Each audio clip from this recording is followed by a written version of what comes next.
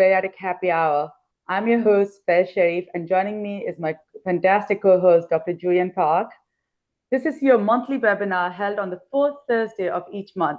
During these sessions, we take a closer look at the seminal papers that have shaped our field and alternate these with sessions focused on technical aspects of metabolic surgery. And beyond these webinars, Bariatric Surgical Training Committee also runs the Fellows Project on the first Friday of the month, a monthly session dedicated to reviewing key topics of your core curriculum. These sessions count towards your ASMBS fellowship completion certificate, so we hope you are taking full advantage of those. But the key is that you need to log in using your own credential. So if two people want to watch this, make sure each are logging in, and you can mute one person, but you can't just watch it like in a seminar hall or something.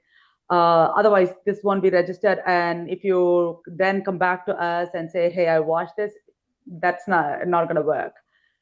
Before we move on to today's sessions, I have, I think, only one announcement, or did we say we had one more? Okay, there's just one announcement. Remember to join us in Louisville, Kentucky for ASMBS weekend on November 14th to 15th.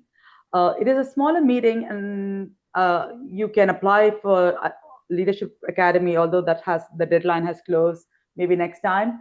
But this meeting is smaller, and I actually love this more than the annual meeting because you get to network with all the ASMBS leadership and get to learn a lot from just talking to each other. Tonight's session is an important one on a fairly common complications after anatomy-altering bariatric procedures, mainly bypasses. It's marginal ulcers, and today we will learn all about diagnosing and managing it. With us is awesome surgeon and surgeon scientist, Dr. Vosburg. And Dr. Vosburg received his medical degree from West Virginia University. He completed his surgical residency at Allegheny Health Network in Pittsburgh, kind of close, I mean, at least in the same state as I am. And his fellowship at Tufts Medical Center in Boston, Massachusetts. He serves as a faculty member. He served as a faculty member at Harvard Medical School and is a member of ASMBS Membership Committee and Clinical Issues Committee. And I know he's the chair of that committee and doing a great job at that. He's also the program director for the General Surgery Residency Program at Grand Stanton Medical Center in Myrtle Beach, South Carolina. Dr. Vosburg is a board certified in both surgery and obesity medicine, and I would recommend that really highly, that if you qualify to take your ABOM. And don't forget to take your focused practice designation, which Dr. Vosburg also has, and it is a practice designation from American Board of Surgery in Metabolic and Bariatric Surgery. Our next guest, Dr. Park, will introduce. All right, so for our fellow presenter today, we have Dr. Brianna Stadsvold. She is originally from Valdosta, Georgia. She studied genetics at the University of Georgia, and then did her medical school and general surgery residency at the Medical College of Georgia in Augusta, Georgia. And somehow she landed in the Tennessee Vols land. She's at University of Tennessee, Knoxville now for Advanced GI MIS Bariatric Fellowship. So Dr. Stadsvold.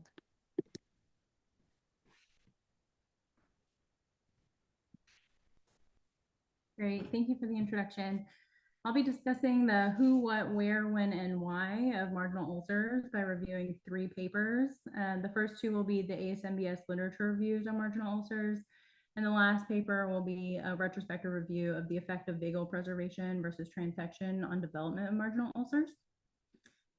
So to start, I'm sure we're all on the same page, but for clarity, I'll just include that we're defining marginal ulcers as those in close proximity to an anastomosis created during bariatric and metabolic surgery.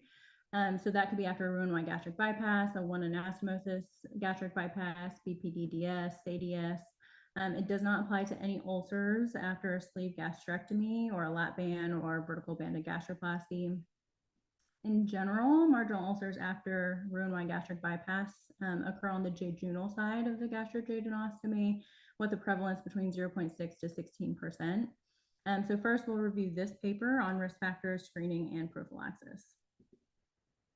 So risk factors include technical factors to include pouch size, GJ technique, suture type, and while Roux-en-Y versus one anastomosis versus BPDDS was included as a separate entity in this paper, I've included it under technical for summation purposes. Patient factors include smoking, NSAIDs, immunosuppression, and diabetes. Presence of H. pylori, which its role on marginal ulcers is a bit unclear. Reoperation to include revisions or conversions, and GG fistulas, which are associated with. So for technical factors, large pouch sizes are associated with higher incidences of marginal ulcers.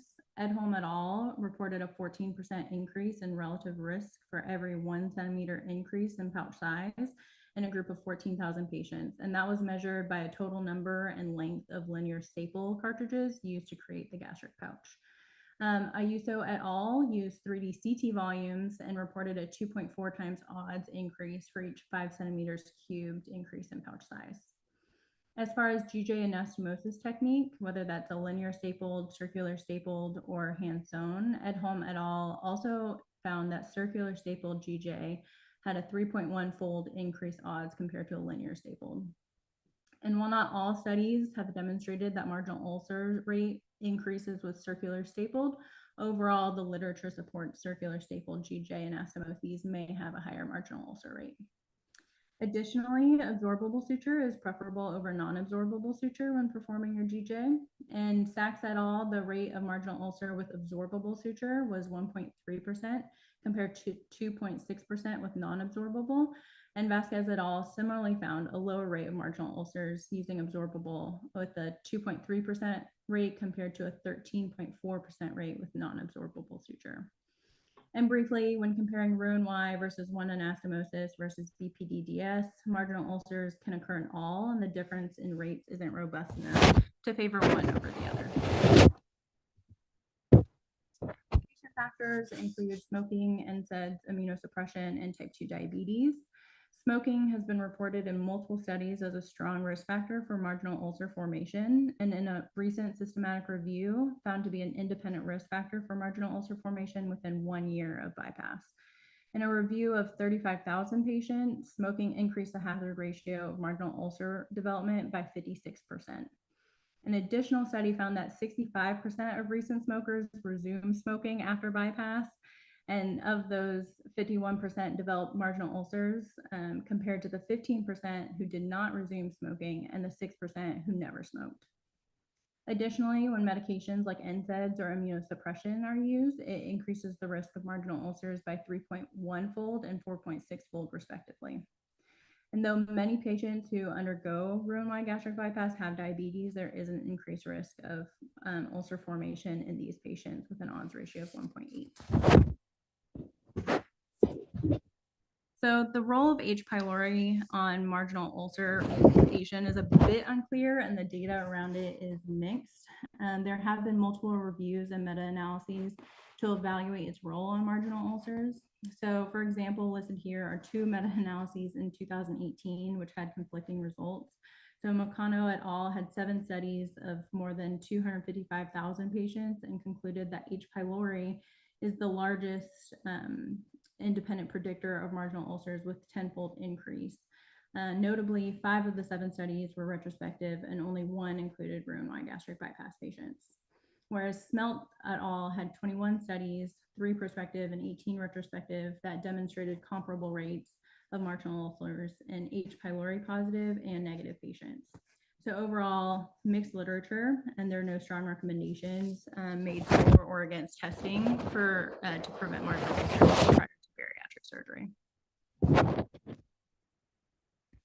Reoperation can include revision of the gastrojejunostomy or conversion to a bypass, so both of which have higher marginal ulcer rates compared to a primary bypass. One study demonstrated patients converted from sleeve to bypass had a rate of 14% compared to 6% in those who had a primary bypass. And then GG fistulas are associated with marginal ulcers with 2 possible mechanisms, which seems to be a bit of which came first, the chicken or the egg. The first possible mechanism being if a gastric pouch was not completely divided, then the remnant can increase acid into the pouch and promote ulceration, And the second mechanism of ulceration is if ulceration at the GJ perforates into the remnant and produces a GJ fistula. Regardless of mechanism, there is a clear association between the two. So while there are important factors that could contribute to marginal ulcer presence, overall, there aren't any screening tools to help identify those most at risk. Screening should be based on history and physical exam, which would include epigastric pain, nausea, vomiting, PO intolerance.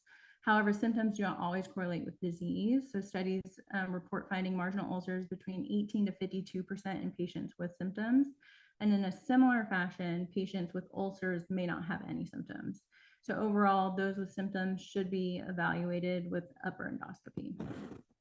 And the primary strategy to prevent marginal ulcers are PPIs.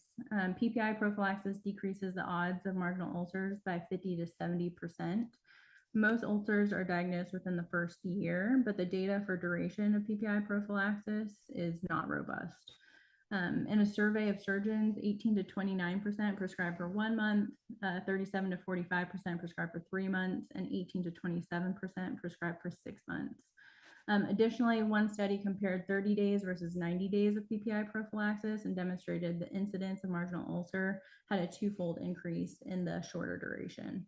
So overall, the recommendation is PPI prophylaxis for at least 3 months, but those with risk factors may benefit from extended. So next, we'll discuss the treatment of marginal ulcers, which can be divided into uncomplicated and complicated. Uncomplicated ulcers are those without bleeding, perforation, or fistula. Their treatment revolves around risk factor modification and medical treatment. High-dose PPI can be used with or without the addition of sucralfate or an H2 blocker. There is data that demonstrates faster healing rates with open capsules of PPI, which is thought to have better absorption in the setting of a smaller gastric pouch and increased small bowel transit time. Again, there's no consensus for duration. In a survey of surgeons, 49% continued treatment until resolution based on endoscopy, 31% treated for a set duration of 3 months, and 20% treated for up to 2 years. And this is a nice flowchart provided in the paper for management of uncomplicated ulcers, which recommends repeat EGD in 8 to 12 weeks for reevaluation after initiation of medical management and risk factor modification. So complicated marginal ulcers can be categorized as those with bleeding, perforation, stricture, GG fistula, or are refractory. So the bleeding ulcer may present in up to 24% of those with marginal ulcers. Obvious risk factors would be anticoagulation or antiplatelet therapy. And as in any upper GI bleed, initial management would be airway, access, resuscitation, and correction of coagulopathy to stabilize the patient prior to endoscopy. And most of these can be treated with endoscopic clips, epinephrine injection, argon coagulation, et cetera. Recurrent or uncontrolled bleeding may need interventional radiology. And lastly, surgical management, if needed, would be with resection of the ulcer and a creation of a new GJ. The incidence of perforation ranges from 0.44 to 1%. And of patients who develop marginal ulcers, 20% will present with perforation. Management includes resuscitation with IV fluids, broad spectrum antibiotics and PPIs, and early surgical intervention if freely perforated. Most bariatric surgeons would perform a diagnostic laparoscopy with washout, primary repair, with a omental patch and drain placement. And feeding access should be considered if it's a complicated ulcer or if the patient is at risk for malnutrition. One study demonstrated in a group of patients with perforation, 34.6% were managed non-surgically. Ulcer repair was performed in 39.4%, and revision of the GJ was performed in 21.9%. Overall, there is a high recurrence rate of about 30% 1 year after surgery, but a study evaluating repair of the ulcer versus GJ revision did demonstrate that revision is associated with a lower recurrence rate with comparable complication rates. However, in an emergency setting, not only could this be technically challenging, but also requires a stable patient. So overall, we know that repair with omental patch is safe and effective. Strictures are often due to healing marginal ulcers and can be seen between 3 to 27%. Primary management is endoscopic dilation. However, recalcitrant strictures may require revision of the GJ.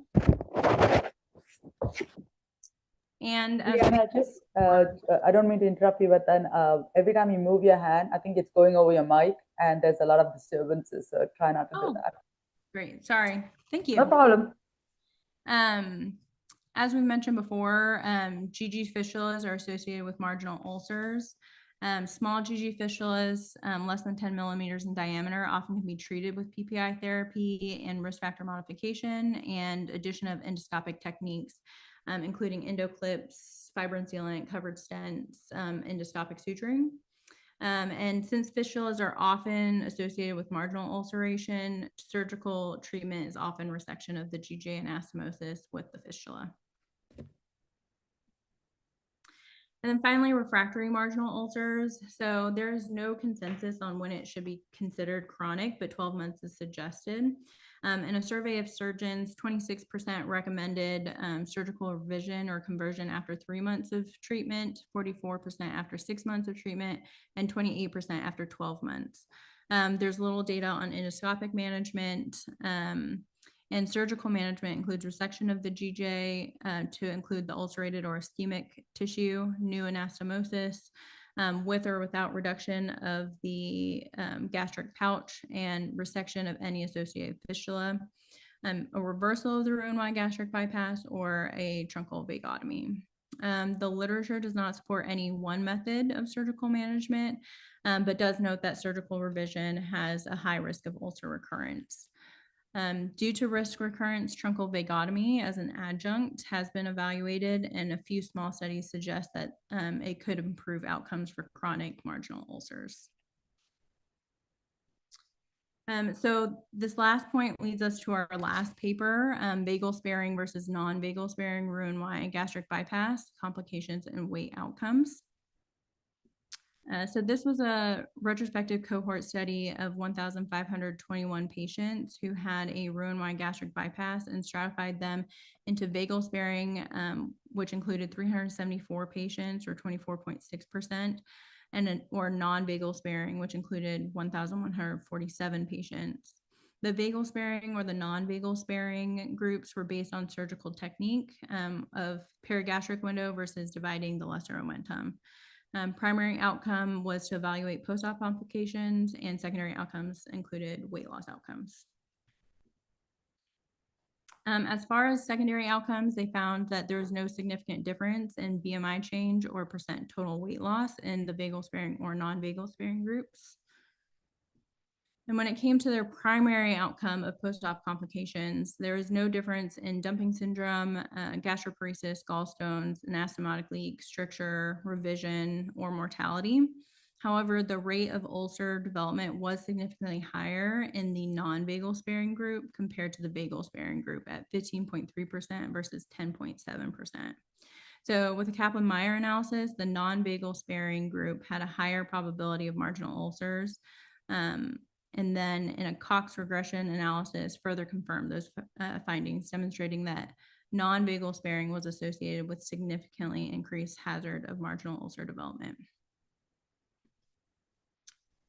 So overall, they suggest that vagal preservation may be a more favorable surgical technique, as there are no weight loss outcomes, no weight outcome differences, and there is decreased risk of marginal ulcers. They did note that historically, vagal transection was performed to reduce the incidence of marginal ulcers, but suggest that there's better understanding of these other factors that contribute to marginal ulcer development. They hypothesized that theoretically, vagal transection compromises buffering mechanisms that maintain the mucosal integrity, that increases risk of ulceration. It also delays pouch emptying, which would increase the risk of marginal ulcers due to bacterial and food stasis, as well as loss of secretin and unopposed G cell hyperplasia, which would compound the marginal ulcer development. Limitations of this study include its retrospective nature, and some factors affecting marginal ulcer development were not accounted for. So that includes pouch size, anastomosis technique, and post-op NSAID use, and H. pylori status, all of which we just learned could affect the rate of marginal ulceration. So I know that was a lot of information, but appreciate the opportunity to kind of share what I was able to read in these 3 papers. Thank you so much. That was a great summary. Dr. Vosburg, now do you want to kind of tell us how this paper came about and your summary of this? Sure. That was such a good summary, too. You went through all the specifics of the paper, and we broke it up into, recognition, prevention, treatment, and then complicated versus uncomplicated. And the first thing I was gonna mention was for all the people on the call that are current fellows, um, do you think about whenever you become regular members for the ASMBS, which will be pretty soon, is to join a committee whenever you sign up? It's like really straightforward, but there's a website where you can go in and you just say like what committee do you want to be on? You type them in your favorites and then they go to the committee chairs and everybody wants new members. And it's a really cool way because like we've worked together on projects before and we get to see kind of what the other person's perspectives are and thoughts. You meet people from across the country and it makes a big difference whenever you're thinking about, I don't know, what other projects you want to do, if you want to do some collaboration, if you change jobs, it's a nice way to meet people. So think about it whenever you do your next step in life and you start getting all your fancy attending money and wanting to go on, do nice things, you can join a committee and it's all volunteer, but it makes a big difference. So think about adding it to your next step when you're getting ready to go to practice. And then, Since you when we started, get these ideas that sorry, I said since you started that, tell us how many committees are you on, and then we'll just go around the panel to ask who all is in what committees. Yeah, that's a great idea. So I do the ASMBS, QUIPS membership, and CIC, and then I felt like I was like knowledgeable enough that I applied to the same ones in SAGES. So I do those same ones over there too, with about the same people also. That's awesome. Dr. Park, do you want to tell us? I'm on the Bariatric Training Committee, obviously the best one because we host Bariatric Happy Hour. Then on like a few SAGES committees. That's awesome. Brianna, do you want to tell us? Not a part of any committees yet, but that's a good lead into looking into it. So thank you. Absolutely. And I think what I would tell you guys is follow your passion, as in what are you most interested in, right? Like, are you interested in quality metrics, or are you interested in writing papers, or I am particularly interested in public education, so I am on the public education committee, obviously the BST, which is the best one, and I'm with Dr. Vosburg on CIC committee too. So I think that's a great way to get involved. And what it does is it opens your mind to so many things. And you're not just stuck in your own practice. Like when you go into practice, one thing that I know we're deviating a little bit, I think we can take a little bit more time. What happens is when you start off in a practice, in a group, you just tend to follow what your senior surgeons are doing. Now, how do you know how to kind of venture out, what is safe? I think the best way to do that is by joining ASMBS committees and seeing what kind of appeals to you and how you want to move forward with. So thank you for that, Dr. Vosburg. I mean, I think it's a great opportunity for our fellows to hear that. Me too. And that's how we make the papers too, is we basically get a bunch of ideas from the ASMBS membership, and then we discuss it amongst the group and publish on what we like. But this paper was one we wrote it because there's not really much data. And this is something that every single bariatric surgeon will deal with almost on a daily basis, are marginal ulcers. So they're hard to take care of. They're really hard to get to heal. And what's interesting too is the more complicated the ulcer gets, the less data there is on what you should do with it. So if you think there's an answer to your third time recurrent GJ ulcer when they have 2 centimeters of pouch left, there's no answer. You've got to come up with one, but there's no data to help support it. So that's why we wrote this paper, and I think everything, Brianna, that you reviewed was perfect. We prophylaxis after surgery, the three months of PPIs is pretty well data supported, even though there's no consensus on what to do. But it Right. really helps after gastric bypass I'm talking about. And if you do it after sleeve too, that's not wrong. Sometimes it's easier to have one consistent pathway in your program than like different ones for each. But I think that helps. Is that what you do? You guys do too? So we at Cleveland Clinic we used to give it for 6 months, but Mm-hmm. here it's only for 1 month. Although I wanted to change that to 6 months again, I think there is at least anecdotally what I see is keeping the patients on PPIs really helps. But you also have to kind of the other thing that comes into play is like what your patient population is and what kind of insurances they have, and this is the kind of the stuff that you don't realize when you're in a fellowship. Right. I would like to keep them on 6 months. 6 months make more sense, right? But if they cannot afford that, then that's a moot point. That's totally it. And then it was cool to look at some of the data on actually the construction of the surgery because we did find that bigger pouches had more marginal ulcers. Circular staple anastomoses probably had more, but they definitely have data that shows they have higher stenosis rates or strictures. I used to do those exclusively, and then I switched to robotic and don't do it anymore. So that was cool to learn about that. And then I think we found pouch size, ulcer size. And some of this data comes from like you see a patient with an ulcer and you want to trace back to see where it came from. Right. And that's where the absorbable versus permanent suture argument came from because enough people scoped enough marginal ulcers and they were picking sutures out of it. So they said that we should probably not do that. But that screening was great. And remember, you don't have to scope everybody that has epigastric pain. It's totally reasonable to do PPIs as first line therapy. If they resolve, that's fine. That's a total treatment. Carafate has no data, believe it or not, for improvement And in marginal ulcers. I give it to everybody though. Like I I can't stop. do. I sorry. I mean, yeah. How can you not like Carafate? It's yeah. No, I'm never going to stop using it, but no data to No. support it. But it's a part of the regimen. And then PPI, what actually was kind of cool data was that there were some studies that looked at opening the PPI capsule and sprinkling it into like food. And gastric bypass patients with marginal ulcers actually healed faster whenever you did that. That's not something that I do in my practice, but it's kind of cool to know it's an option. And then I think once you jump, that's the straightforward ulcer management. And then H. pylori really doesn't cause marginal ulcers. It's not wrong to treat for it. But I think, if you have a patient with a bad outcome and they get really sick and they don't do well after their ulcer surgery and you forgot to check for H. pylori, I don't think you're hosed or anything like that. It's out there, but that's more native stomachs. What else was I going to tell you about? Oh, once the ulcers form, like there's a lot of different ways they present. Pain's the most common, but perforation is also a big one too.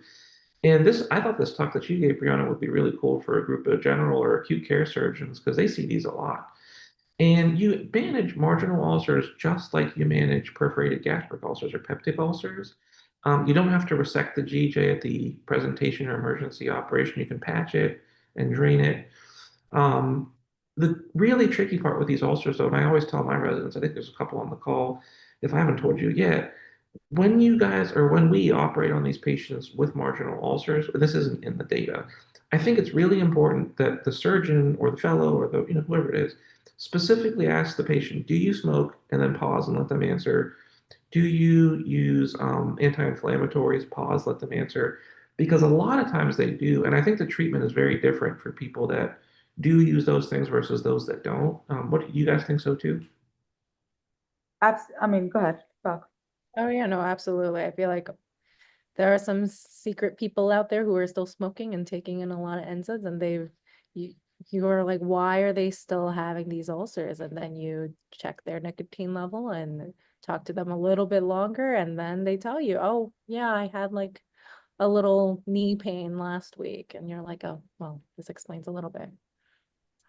My favorite is when they say, I didn't smoke, but my partner does, right? And you're like, really? Yeah, I in think the car that's with me for 6 But hours a Dr. day. No, Wesley, Just one cigarette. It's like, I just smelled it, right? But it brings back to the main question as to what you think is the pathophysiology of marginal ulcers. That's a really good question. And sometimes it's hard to say because I think for the most part, we accept like mucosal breakdown, vulnerability of the gastric tissue or the duodenal tissue or the jejunal tissue. But what we really see in gastric bypass cases is the ulcer is almost always right at the anastomosis. Mhm. And they get so thickened and inflamed, and they don't just form and perforate. They form and they heal and they form and they come back and they scar. So the piece of stomach at the end is like a piece of wood sometimes when you're trying to operate on it. Oh, And I really just think it's from like unopposed acid exposure to like the jejunal mucosa. It just wasn't built for that basically. But some patients, most patients, never have a marginal ulcer. And then you get some people that don't smoke or take NSAIDs or whatever and do. So I don't know exactly what the right answer is. That's my best guess. all right. And then so there is data that bigger pouches kind of cause marginal ulcers, but do you feel like it is the anatomy of the actual pouch? What I mean by that is like skinnier, longer pouches have less marginal ulcers than say, more of the fundus kind of splatter pouches, because people do OAGBs and they swear by it. If you speak to Dr. Billy, he will say that marginal ulcer rates are lower. Now, is that because we are kind of making it nice and skinny, and then the parietal cells are not there on this side of the stomach, maybe on the other side? Um, what do you think? Yeah, that's a totally legitimate argument because you would think with the OAGB, it would basically eliminate ulcers, but you would also think like, why would patients lose weight with that? But it turns out the ulcer rates are about the same, and people actually do pretty well with weight loss after that operation. So I don't have a great answer for that one, honestly, either. I kind of treat them similarly as a regular gastric bypass for like prophylaxis and stuff, but it's hard to know. The data in the paper that we write, it just comes from, the data that's out there. We kind of Right, assimilate right, it and synthesize it, but we don't ever make our own studies to figure this stuff out. So I still don't have a good answer to that one. right. Someone mentioned in the comments for how it'll be interesting if there's any new data in the future with like things like Vicenza, like the potassium competitive acid blockers. You know what? That came out pretty recently, and I would say like if your patient's continuing to have marginal ulcers on a PPI twice a day, they quit smoking or whatever they tried, I have no reservations to put them on Voquenza. I don't think we're going to see like a major difference because it's technically a different mechanism of action, but it's the same idea that it like inhibits potassium's hydrogen ATPases somehow and cuts down on acid. So that's a good question. I don't know that we have data on that to say just yet. The So one thing then I was that going to ask, unless, go ahead. Go ahead. I was just going to say the one thing I was going to ask, unless anybody else has questions, is did you or Brianna, if you read, I don't know if this is a fair question to ask you, but you may have thought of it, and or anybody else on the call, of course. When do you guys think about reversing a gastric bypass, or when's that? How many times have Oh, you done that? whoa, whoa. Right? That seemed like a really scary thought to me when I was making this presentation, which is why I included the picture, because just like wrapping my head around how you would do that, I just needed a visual, which is why I put it on the slide. Very cool. It's pretty rare that we have to do it. I've done one in my career, yeah, but other people do more, other people do less. But believe it or not, after I read through all of this data, I think if you find yourself with the patient who's got refractory marginal ulcer disease, like they recur, the patient that can't stop smoking or that really can't stop their NSAIDs to modify their risk factors, I actually think that gastric bypass reversal may be more indicated in those cases sometimes than others where we're thinking about like a second or third redo GJ or we're thinking about a vagotomy at the same time. And then, but you guys have any other thoughts on those like more challenging presentations? So first, I mean, before we go into reversal, my question to you was going to be, patient has a marginal ulcers, you start the medications. How many, what's your time frame that you give them to heal? And if they heal and then the ulcer comes back, like what's your treatment algorithm? I think Oh the yeah. Well, for sure. I think you have to modify the risk factors if you can, because basically let's say even if we get an ulcer and it comes back, let's say we reoperate on an ulcer and we decide to go, we're just going to eliminate all the abnormal unhealthy tissue and redo their GJ, they have at a minimum 30% chance recurrence under the best circumstances for that ulcer. It's probably more like 50 or 100 if there are people that have like terrible joint pain and can't stop their arthritis medicines and stuff. So I think it's different. I would say like 90% of ulcers that are epigastric pain that happen once or twice, they'll heal within a month. So that's usually what I give people is 30 days of PPIs and Carafate. I usually tell them you should start to feel better at about a week or two from now. So call me or see me back if you're not. And then usually I'll schedule a month follow up. And if they're completely resolved, I say, this is probably what happened. You probably had an ulcer. We got to think about these things that are risky for it. But otherwise, that treatment's okay. So just call me if it comes back. That's my like first line. What do you guys do? So same. I mean, I've started off with twice BID PPIs, and I do use on occasions the PGAPs medications. More than the GI docs use that. I must say I haven't seen like miracle results with these medications. It's not like the ulcer that didn't heal with PPIs is now suddenly healing with this medication. But I keep them on Carafate, even though there is very limited data on Carafate. I mean, but it just the Me too. thought that it's going to coat that ulcer makes me happy. Um, Totally. and then I so I had to revise one GJ so far, and that was after giving her like a whole 9 months. And at the end of it, she was tired, I was tired, and then before I think about revising the GJ, I would put a feeding tube, because often what we find in these patients is because they're not eating, their nutrition is like really poor. So I would give, and I have had a patient who had GJ that wasn't healing. I put a feeding tube, the ulcer resolved without revising. And she so Great. far has been fine. But the other one, nothing worked. So I had to go and revise her GJ anastomosis. And that's why I like the long skinnier pouches, because revisions becomes I a knew little you were going to more. say that. That's why we all like those long pouches. Yeah. Yeah, it's like it's much better than someone who makes this like horizontal pouch. Like Dr. Sack is here. He was one of hey, Aaron. He was one of residents here, and he was working at one of the hospitals in York. And he knows what I'm talking about. Dr. Monk used to make those pouches, which were very small, but then more horizontal. And those pouches are super difficult to revise. And in those circumstances, like you're consenting them for EJs, and EJs, as we all know, are dreaded, right? And then revision wise, to coming back to your question, if they're not going to modify their risk factors, or like you said, if they have arthritis, yeah, you're better off revising. My question to them then becomes, do you kind of sleeve the stomach vertically, and then kind of making it a bypass to whatever version of sleeve that is? Because they gain weight within 6 months when you reverse that. Totally. You're totally right. It's such a bad option because when you reverse their gastric bypass, the disease of obesity is still there, like probably primed and ready to help them gain weight back. So immediately you would expect profound weight gain, and I'm sure that's what we would see afterwards too. And then it's tricky because the bypass to the sleeve, it's been described, but then you're, worried about the quality of the tissue. It's just such a hard problem. There's no easy or straightforward answer.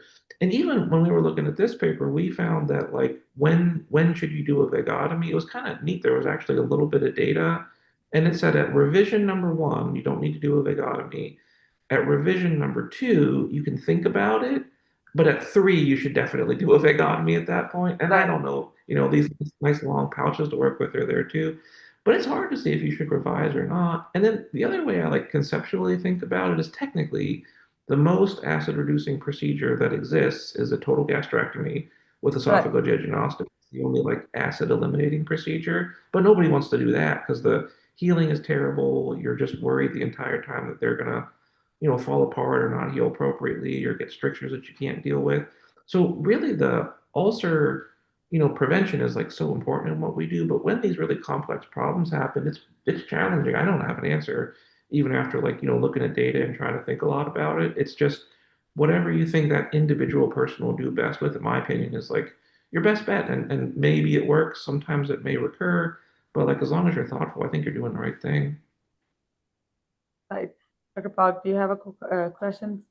I don't right now, but it looks like someone, Dr. Vosburg, mentioned that if a vagotomy was found to increase the risk of marginal ulceration, would that study affect the practice of vagotomy in case of gastric ulceration? I think he's talking about the most recent paper that Brianna mentioned.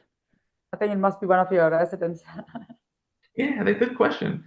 Brianna, did they say in the paper or speculate why that? Because like if you guys, a vagotomy sparing gastric bypass is just one where you're careful not to staple across the vagus nerve when you make your pouch. So it's probably more like perigastric technique, Yeah. which sometimes gets into a lot of bleeding if you do it that way routinely.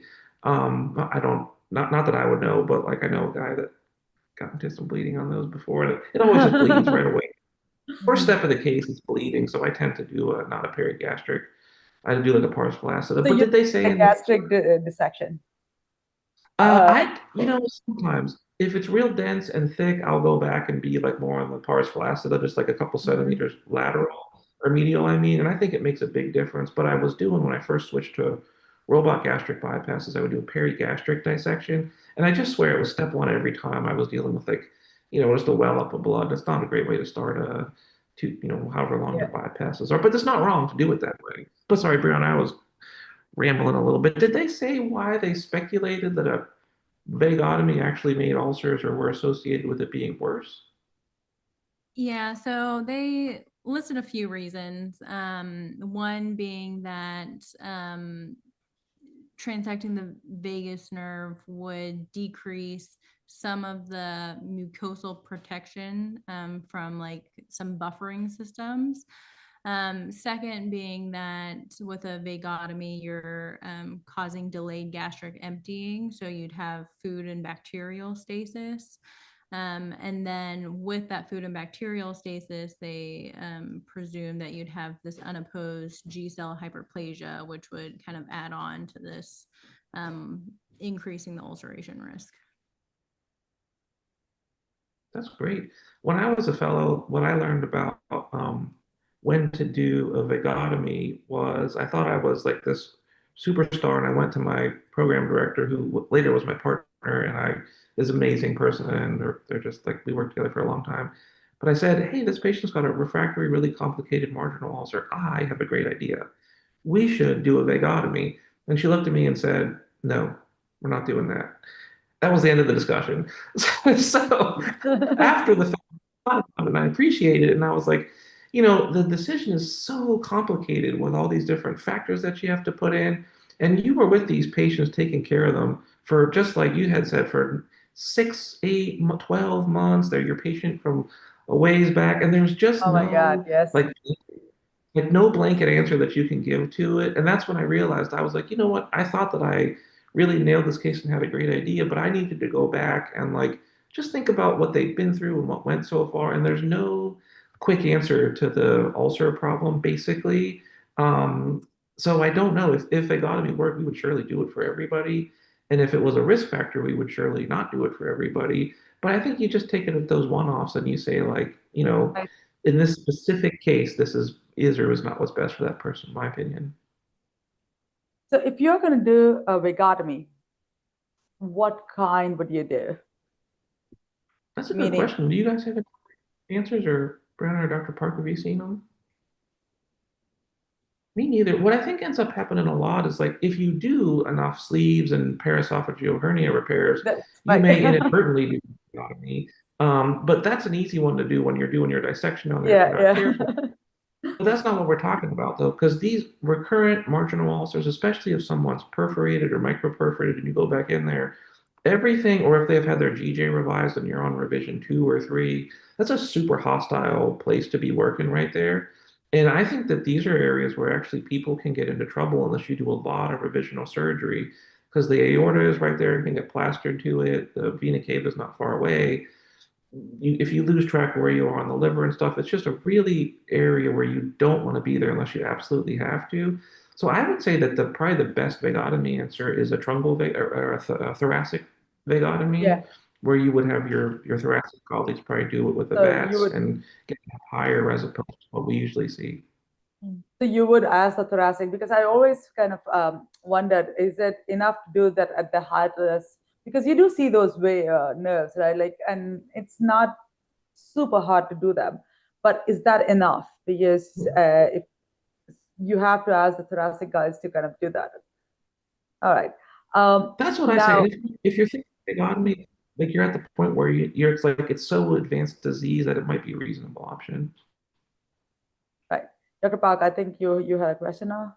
I did. It's not really like a question. It's more so just, I guess, since I'm new to practice, I'm still trying to figure out the best way to do my anastomoses.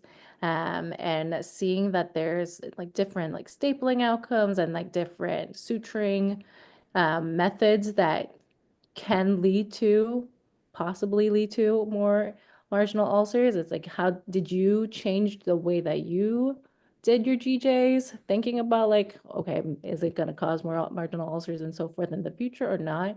And also the fact that staples, when you're using them, how do they not themselves just cause ulcers, just using staples ever?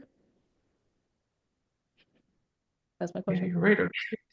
Shariff, do you want to share your opinion? So I'll tell you before she answers, I'll use my psychic powers. Every single bariatric surgeon has a really strong opinion on how to do ear anastomosis. So like we'll tell you ours, and they might be the same, but like that's the question: is what's the best way to do it? I don't know. There's so many great answers to that. So in my thinking, you don't want anything permanent intraluminal. So I do a hands-on anastomosis every time, right? Now, even with that, I have gone back and forth about what kind of sutures. I do use Stratafx, and it's interesting, around 4 to 6 weeks times, my patients have this a little bit of dysphagia, and when I go and do an endoscopy, you see these sutures that have just frayed and are there. Now, is that a marginal? I mean, obviously the surface is raw and kind of technically is an ulcer, right? But they always heal. All you have to do is just go dilate and keep them on PPIs for another 3 months. They always heal. So for that reason, I haven't changed my sutures, because it's one of those things, right? The ulcers heal. Now, the other thing that I feel is that when you're doing sometimes these things, I implicate my lower staple line for the bypass, and sometimes you see those staples coming in. And it's amazing. They're not supposed to be there. They're supposed to be on the outside. So it's hard to say how these also, these anastomosis heal. But what I also find is, like, you have to be careful about the blood supply. When you are doing, I do a perigastric dissection. Careful, try not to take as many blood vessels as you possibly can leave safely, because I definitely believe that the blood supply matters, because you have a staple end here, and then you're making an enterotomy up there. So this narrow strip of tissue that's there can be ischemic, and we all know ischemia can cause ulceration. So that's something that I kind of harp on when I'm talking to my residents too. So what's your thought, Dr. Vosburg? That's a super thoughtful answer. I would say the same thing. I do it like hand sewed. And what I like about the hand sewn technique is that you can actually very accurately choose how narrow or wide open you want your GJ opening to be. Because there's pretty good data that the smaller that is, actually the better weight loss people get and the better they'll do. Yeah. But if you make it too small, you start to get issues with dysphagia. So you really get good control on keeping your GJ like a really consistent size and shape, which I like. And then I switched over to like robotic surgery a couple of years ago. So it's just pretty straightforward with the robot. And then if you do it laparoscopically, it's not wrong to do a linear staple GJ anastomosis. The data doesn't say you're going to get an ulcer if you do. But when I switched over, once I read the data, it made me feel better that I was using the same technique that you were, hand sewing it, because I was like, you know what, this maybe at least has some science behind it to say that it probably is the best. But that's just what I kind of like. Yeah. And what I find is, like, when you go in like at 6 weeks time, and when the patient has that, you can take a small little scissors endoscopically and snip it. I actually did that while I did this afternoon. Just snip it, right? And then that foreign material is gone, and you don't have to worry about the sutures being there. I mean, the staples being there. Now I have a Great idea. I mean, you really can't dilate a staple anastomosis, as far as I know, or it's going to be tough. Yeah, A circular it's staple, what I almost mean. impossible, right? Like, how are you going to do that? My other question, now, this is my theory, and I want to know all your thoughts. Do you think stress causes ulceration? A Man, patient is such a stressed, good question. patient going through divorce, I lost think a it, job, is just yeah, you're not kidding. coincidental? Well, Uh, you know, like physiologically, we know that it probably does because you can get ulcers inside of a paraesophageal hiatal hernia. You can get ulcers from being like super sick and septic. So those are probably like extreme stress circumstances. But like the old story of like the business person like chewing Tums all the times that gets stressed, that's what I always think of in my mind. I don't have a reason to say that it doesn't. I don't know. I'm not sure. right, I because think it's a great I question. think that the problem with marginal ulcers is we don't know the pathophysiology. Is it acid causing? I mean, I know what you're saying, total gastrectomy, no ulceration. But is Mhm. it truly acid that causes the ulceration? Because if it's that, then a lot of things make sense. But we know it's not. It's not just acid that Right. causes ulceration. So I guess so. What I have started doing now, again, we all like you just said, we are so convinced in our belief is that if our patient is going through a stressful time, I keep them on PPIs. I said, if you're stressed, if you're going to divorce, if you're taking exams, if the partner's cheating on you or whatever, just start taking Yeah. PPIs.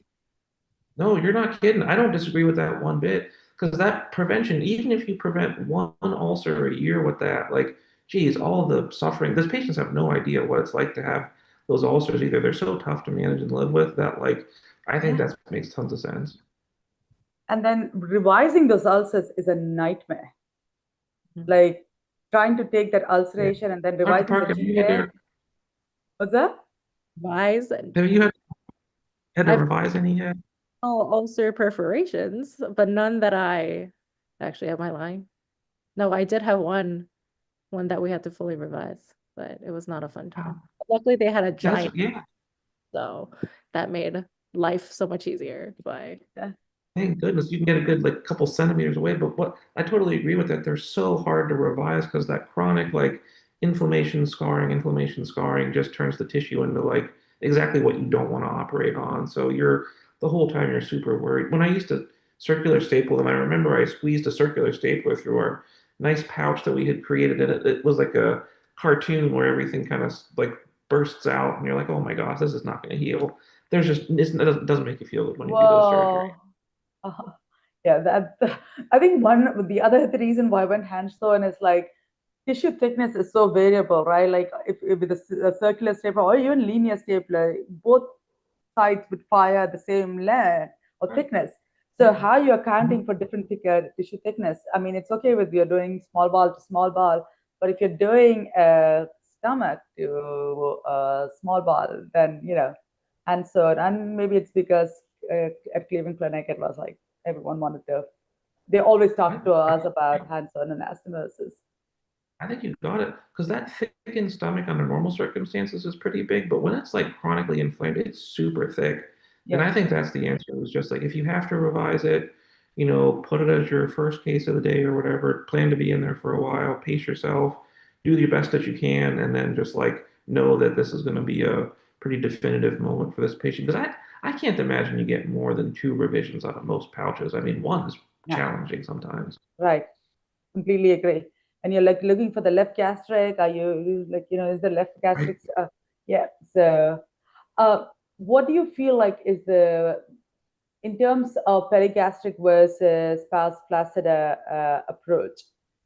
Has literature shown that one way or the other way leads to more ulceration, or I don't even know how you would study something like that, right? Like it would have to be a Oh, no. prospective study. Yeah, that's such a good question because I thought of that myself when I was thinking about which way do I want to do this because my previous partner always did the pars flaccida technique and just went right through that area, no problem. People healed great. Her bypasses did awesome. And then I was like, oh boy, well when I do that, it's going to get ischemic and there's going to be a problem. Like I Right. can't do what she does. So I did some like that, and then like I said, I switched to a more perigastric one. And just intermittently, you would get like a little more bleeding than I like there. So I go back and forth, but I do really think that that perigastric technique, it just makes a little bit more sense to me. So I think that the vascular or ischemic argument is really supported by that. Yeah. I also feel like if coming back to your question about reversal, if I have done a perigastric dissection, I know that the vagus nerve supply to the pylorus is preserved, so I don't have to worry about this pylorus that hasn't been used for years. Great point. But that's why, because in fellowship we used to do past placida, it just didn't seem like you're cutting through that nice descending branch of the vagus, right? And you're like, oh, you think this is I feel the good, same so way. It's exactly how we did. We did fellowship the same way, straight through there, don't even think about it. But I think now it's like it's a good idea to reflect on it and have some data. And they certainly weren't wrong doing it that way. But like, just makes you pause and think sometimes. yeah. And there's so many things about the technique. You not two hands-on anastomosis are not the same. Like, there's a lot that goes into the technique of anastomosis, and it's one of those things which is going to be super hard to kind of study.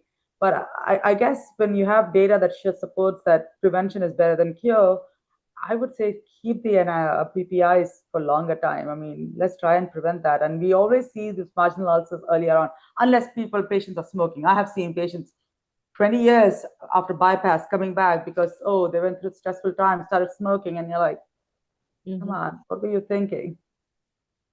Very true. Brianna, in your fellowship, what have you seen? Have you seen any perforated marginal ulcers?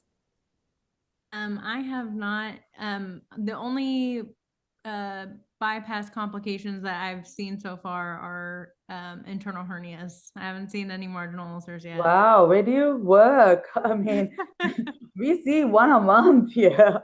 We had a strange string of internal hernias, unfortunately. You'll probably get a couple ulcers. There's probably one waiting for you in the ER now. Don't worry, they're Oh, out you there. watch. Great, I'm on call They'll this find week. you. It'll be perfect. Yeah. Again, when it's acutely perforated, yeah, like you said, a gram patch, kind of putting a mental patch. How do you do this? I mean, is it the same technique that you would use for, say, a duodenal ulcer, or does your technique change when you're doing these? I think it's pretty much the same. I think the key is like wide drainage, getting everything cleaned up best you can. At least I leave 2 drains after just because it makes me feel better. And then you get whatever you can find in terms of momentum to flip up there. The things I like to tell people too, and I know our residents that are on the call know this already because they see a lot of perforated ulcers, not marginal or peptic, all the same story. Patients tend to do worse for 24 to 48 hours after surgery, believe it or not. You would think that you take them in there and wash them all out and fill it up and they would do great, but they don't. They get sicker predictably. So I always say, like, ride it out, be super thorough and careful when you do those. But that's my opinion is like, do your best in the OR and then plan for like a, long next day or two. Right. And I think we still have 2 minutes, so I'm just going to ask one more question. I think Dr. Park knows I am the one who always keeps asking questions nonstop. We can't hear you if you're saying something. Juyeon. Oh, you can't hear me? No, we couldn't hear you. Now we So you're saying something? I was saying you do ask all the questions. No, you can ask. Stay here. No, my only thing is sometimes when you're suturing that anastomosis, right? In my head, it comes out. I do use Shariff. I like it because it provides constant tension, and it just makes you feel secure. But those are barbed sutures, and we know that if you use braided sutures, there's more marginal ulcers than compared to compared to monofilament. So do you think, I know there are not much literature on that, but do you think the monofilament, like a PDS compared to, say, a V-lock or a Stratafix, they would make a difference? That's such a good question because I was thinking about that when I was deciding how to do my hand-sewn GJs when I switched from the circular.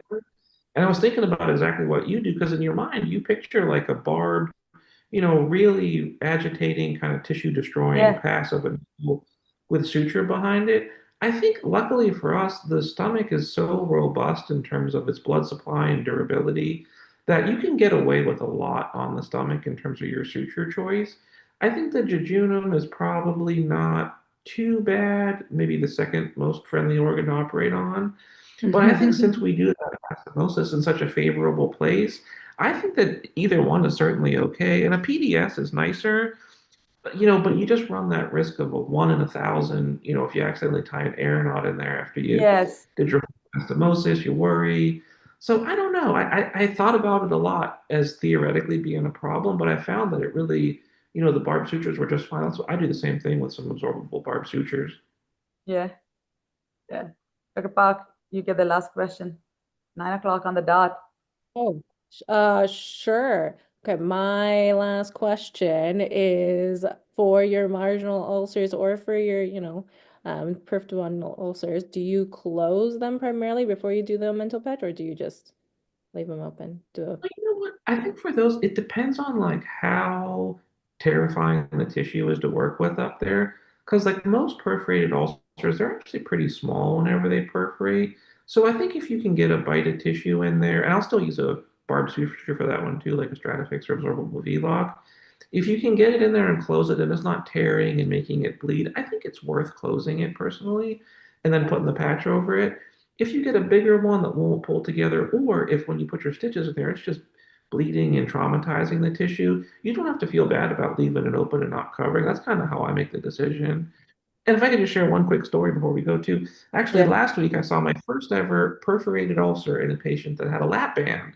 Of all things, they had a lap band in there. Oh So my I don't know if God. you guys could, yeah, it could be food for thought, but like you could just think after the conference or whatever and let me know if you would take out the lap band because you're worried it'll get infected, if you leave it, or what do you do with that one? I did what I thought was right, but it's a weird case. I So never heard of that. help me understand this again. Patient had a lap band, it didn't slip. And where was the ulcer? Yeah, they perforated an ulcer at their antrum of their stomach, and they had both in there at the same time. So they called me and they said, "Hey, what do we do with this?" And I said, "Oh, I've never seen this before." Well, anyway, food for thought.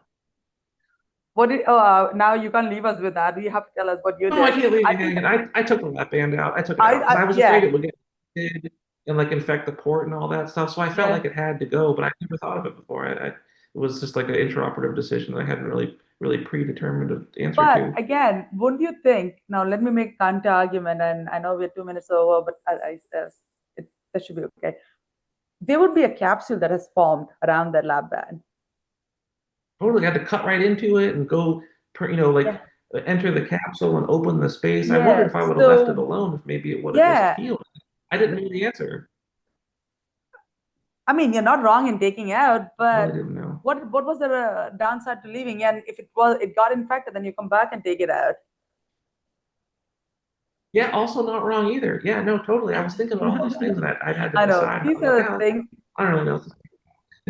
Oh, but that's That's right. interesting. Just when you think you've seen it all, you get Oh, another yeah, answer for you. But thank you both. I want to Thanks be for having me, respectful of man. I your really appreciate it. time. I think this was very, very informative, and that's something that you will see a lot in your practice if you're going into bariatrics. And I don't know, Brianna, how you have been so lucky not to see them, but believe me, we see one a month at least down here. So thank you for joining us today, and we'll see you soon at ASMBS weekend. All right, goodbye.